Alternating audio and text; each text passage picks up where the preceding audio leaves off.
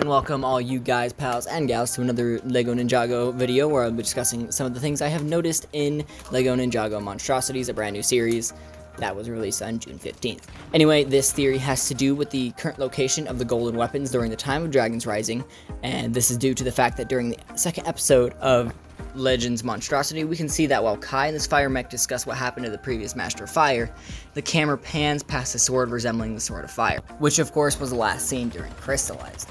Now, the fact that neither of them acknowledge that it's there, nor that it is the Sword of Fire, means that perhaps it's just another sword that resembles the Sword of Fire. However, it being with the previous Master of Fire before Kai's father makes me think that it has very much to do with his story.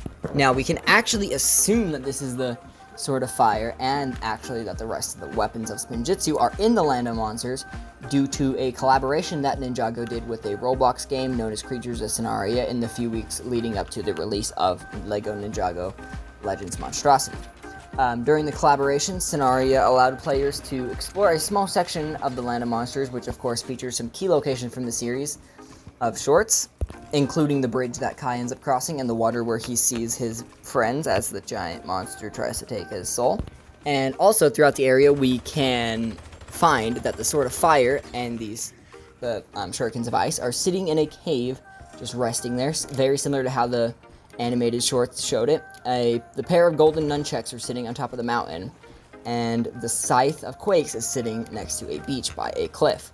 These weapons are obviously in their much more LEGO form because it's a collaboration, and I'm sure they just didn't get the assets and it would have cost more money to make them more detailed. The Sword of Fire has a lot more detail, just saying.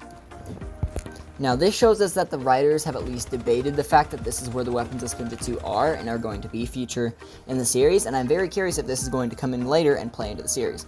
We know that monsters have been seen throughout the Land of the Monsters in other areas being used as weapons by both Lee and the Egalt and Rontu, and I honestly wouldn't be surprised if this area was revisited in the future, giving homage to Kai's time in this area. Also, another thing I would like to mention is the implications of the Scythe of the Quakes responding to frack better than coal, perhaps, for it is the Scythe of Quakes, not the Scythe of Earth.